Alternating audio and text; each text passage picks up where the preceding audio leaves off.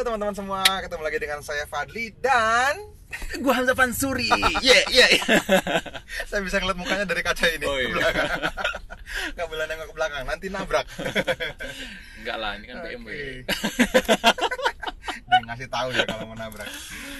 Oke, Oke. teman-teman, jadi di video kali ini kita lagi dari rumah saya tadi, terus habis belanja beberapa kebutuhan basecampnya NFC, karena Mas Teguh ini juga selain head of curriculum, beliau juga head of general affair. Nah, jadi kalau affair itu Merangkap ya, Mas? selingkuhan, general itu umum, jadi selingkuhan umum dia. Bagian umum dia ya, jadi juga support untuk semua keperluan di basecamp kita. Jadi kita tadi baru belanja beberapa keperluan ya, gitu, buat di basecamp, di trading room, di Betul. kantor dan seterusnya. Nah, di video ini teman-teman kita mau bahas beberapa pertanyaan menarik sebetulnya yang saya lupa sebetulnya. Saya udah bikin Q&A waktu itu di Instagram saya dan belum sempat kita jawab secara detail dalam satu video gitu. Kira-kira begitulah. Nah, pertanyaannya sudah dipegang sama Mas Teguh. Silakan, Oke, Mas siap. Teguh.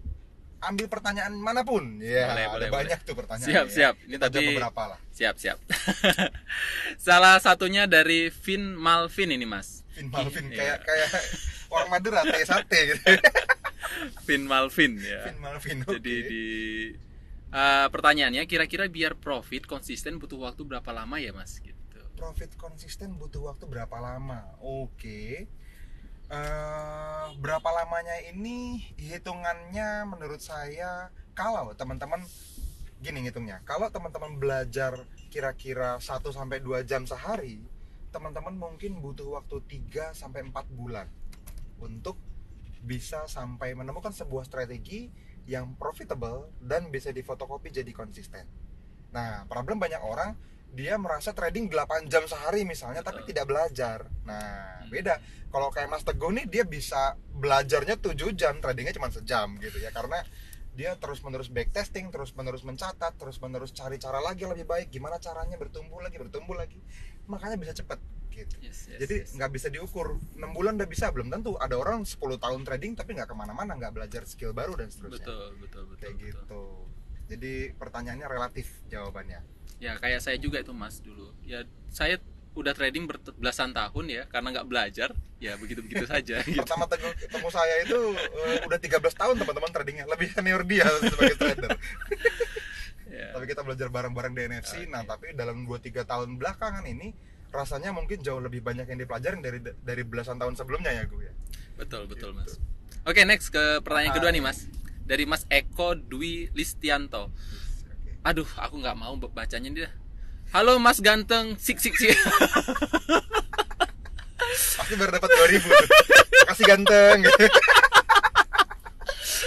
Oke, bahas lebih advance dong tentang retest area zone. Thank you, Mas. Oh, ini lebih ke Oke. Kalau teknikal retest ya. area Ini zone kayaknya mungkin memang perlu ngelihat chart chart teman-teman. ya. Oke. Cuman mungkin buat teman-teman yang masih belum lama trading atau masih baru kenal NFC beberapa bulan terakhir gitu ya, retest area atau retest zone ini maksudnya gini. Jadi ada area yang masuk baru sedikit ke dalam area. Jadi kayak kita punya buy area, harga itu cuma sentuh dikit, Kissing terus doang ya. kissing doang terus lari lagi. Itu areanya bagus banget gitu. Betul.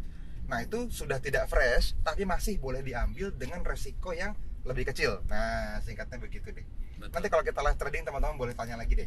Siap. Ya, kita bahasnya akan di chart kalau itu. Oke, selanjutnya dari underscore secilku ya. Gimana caranya modal kecil bisa growth? Bagusnya untuk newbie RR 1:1 atau 1:2 close parsial. Jadi atau 1:1, 1:2 atau close parsial. Nah, gitu. Oke. Biar modalnya bertumbuh.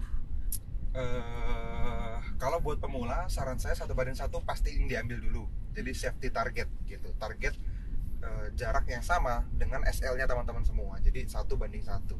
Selanjutnya close parsial atau 1:2 menurut saya tergantung teman-teman ambilnya sejauh apa teman-teman bisa maintain. Kalau close parsial ini kan teman-teman jadi nongkrongin sebenarnya, nongkrongin chart ya gue. Betul. Jadi dia harus terus-menerus ngeliatin gitu, udah mendekati TP2 belum ya misalnya, atau TP1 di close tengah apa udah ya gitu. Yes. Jadi teman-teman jadi buang waktu nungguin chart gitu, which is nggak produktif menurut gue. Setidaknya butuh kedisiplinan dalam menentukan RR-nya dulu ya. Iya. Mau sebenarnya sih mau R 1:1, 1:2 itu ya nggak masalah gitu. Kalau menurutku ya, Mas ya gitu. Yang penting kedisiplinannya dijaga. gitu. Yes. Oke, selanjutnya dari underscore Daus ya, D4 D angka 4 AUS. Oke. Seberapa penting buffer 5 pip di forex, Mas? Gitu. Penting banget. Penting banget ya. Teman-teman. Buffer 5 pips itu adalah ruang gerak tambahan buat harga karena kita trading tidak di tempat institusi besar trading. Betul. Gitu. Di spot Kalau forex gitu. kalau teman-teman tradingnya di futures atau di Chicago Mercantile Exchange gitu ya, atau di NYSE misalnya, di New York Stock Exchange, nggak perlu buffer. Teman-teman trading di tempat yang sama dengan institusi besar. Tapi karena kita menggunakan broker, menggunakan perantara gitu ya, teman-teman perlu ruang gerak tambahan buat harga karena setiap broker itu punya server yang berbeda-beda, punya data feed yang beda-beda, yang memungkinkan dia punya perbedaan harga 1, 2, 3 pips bahkan dari setiap broker, walaupun kita beli sama-sama di Euro USD misalnya, harganya bisa sedikit berbeda. Nah, buffer itu buat tambahan ruang gerak itu gitu. Teman-teman nggak mau kan SL-nya cuma kecium 1 pips, abis itu harganya lari bahkan kena TP, kan sayang banget kalau kayak gitu terjadi. Jadi tujuannya buat itu, penting banget. Oke, next ya Mas ya, ke Aditya underscore Golda. Oh, Aditya Golda. Oke, Aditya Golda ya. Ini namanya nggak asing nih kayaknya. Iya, sering lihat. Mungkin nggak trading dengan leverage 1:10, Mas? Oh, mungkin Saya. aja. Saya pernah trading dengan leverage 1:30. Waktu itu kita pakai akun yang di Eropa ya. Iya. Itu udah ada Teguh belum ya? Udah. 1:30. Udah. Itu baru OP ke-6, udah merah-merah teman-teman tuh, udah margin call dikit lagi. Gitu. Padahal dalam kondisi floating profit. Jadi margin call itu bukan hanya kehabisan seluruh modal, teman-teman, tapi karena leverage-nya juga kekecilan. Kalau ditanya bisa apa enggak, jawabannya bisa. Cuman teman-teman paling cuma bisa satu transaksi misalnya, 2 transaksi misalnya, transaksi ketiga udah margin call. Karena kurang buying power, kurang leverage gitu. Kalau ditanya bisa atau enggak, jawabannya bisa, tapi enggak bisa digunakan dengan optimal dengan gaya trading kita. Iya. Gitu. Mungkin kalau misalnya balance-nya lebih besar ya bisa mungkin ya. Bisa gitu. Karena kalau risk-nya 1% tetap kekecilan leverage 1:10 itu. Yes. 1:100 sudah bisa lah. Oke, next dari Ian Branutara, Mas. Money management di kripto bagaimana, Mas? Oke, money management di cryptocurrency ya. Cryptocurrency itu sebetulnya ada 2, teman-teman. Ada yang teman-teman bisa tradingin di broker sendiri ya, di broker teman-teman miliki. Dia punya tuh kadang-kadang Bitcoin, Ethereum dan lain-lain gitu ya. Ada yang memang teman-teman tradingnya di exchanger, kayak di Binance, kayak di Indodax kalau di Indonesia gitu ya, kayak di toko kripto misalnya. Nah, itu berbeda penanganannya. Kalau menggunakan leverage seperti yang ada di broker, teman-teman tetap sama seperti forex money managementnya. Tetap teman-teman menggunakan risk 1% dari transaksi, teman-teman tetap menggunakan TP dan SL 1:1, 2 atau banding 3 gitu. Sama. Tidak ada bedanya. Teman-teman udah sering dengar kalau itu ya. Tapi kalau teman-teman menggunakan exchanger yang tidak ada leverage-nya atau tidak menggunakan leverage-nya, atau teman-teman memang memilih tidak memakai leverage, artinya kalau teman-teman beli terus koinnya turun setengah harganya, teman-teman kehilangan setengah modalnya, berarti kan nggak ada leverage tuh. Nah, ya teman-teman manajemennya sih tetap perlu dijaga, tapi dengan yang lebih besar gitu. Saran saya sih sebenarnya tidak dalam posisi yang bisa menyarankan ya, karena saya bukan daily tradernya kripto, teman-teman. Saya long term investor kalau di kripto. Saya beli yang kira-kira lagi drop banget, habis itu saya hold bisa sangat lama.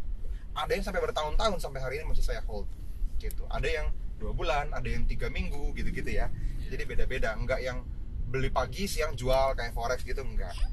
Nah, itu saya menggunakan 5-10% dari modal per transaksinya, kira-kira begitu money managementnya, which is okay, nggak apa-apa. Jadi ketika 10%-nya ternyata naik jadi 15%, saya profit 5% hari itu ya, kira-kira gitu. Alright. Oke, next nih ya. Selanjutnya dari Harry underscore HYT nih, Mas. Ada Mas, biaya privat nih langsung di Bekasi berapa, Mas? Oke. Kita kemarin baru bulan ini apa bulan kemarin? Bulan kemarin, akhir Oktober bulan ya? ya. Akhir Oktober ya? Akhir Oktober. Oh, tanggal 28 29 itu ya. Kita ada privat mentoring itu ya. Saya. Nah, itu tergantung teman-teman, nanti kita akan bikinnya di mana gitu ya. Karena private mentoring itu bergantung sama tempatnya di mana. Terus program apa yang kita kasih gitu. Bedanya gini. private mentoring ini kita bikin semurah mungkin supaya teman-teman dapat bundling utuh keseluruhan program edukasi yang ada di NFC. Itu aja sih bedanya. Wah, gelap. Bundling utuhnya, jadi teman-teman mulai dari kelas pemula, kelas menengah sampai level mastery teman-teman dapetin, plus dimentorin selama 1 tahun setelahnya melalui grup WhatsApp dan semua program mentoring online lainnya. Jadi teman-teman bisa punya akses ke semua live mentoring yang NFC punya. NFC VIP setiap Selasa dan Kamis, terus NFC Forever Class hari Sabtu gitu ya. Terus nanti kalau teman-teman juga ambil kelasnya Mas Duyan Anggara yang Survival to Mastery, ya. itu juga ada live-nya juga dan ada rekamannya juga. Jadi sangat-sangat lengkap gitu. Biayanya saya pikir akan sangat murah dibanding semua hal yang pernah teman-teman lihat di luaran sana gitu ya. Nggak nyampe 10 juta. Cuman value-nya saya bisa bilang, aduh, ini tuh rangkuman dari bertahun-tahun pengalaman dan ratusan juta rupiah sudah dikeluarkan, kalau saya nggak boleh sebut miliaran gitu ya. Karena ratusan juta minimal yang bisa dihitung, belum termasuk tenaganya gitu, terus waktunya dan kehilangan kehidupan sosialnya gitu ya. Jadi ini tuh bener-bener 2 hari yang kita compact, bener-bener jadi sangat sempurna buat teman-teman semua. Dan ini berharga banget sih menurut saya.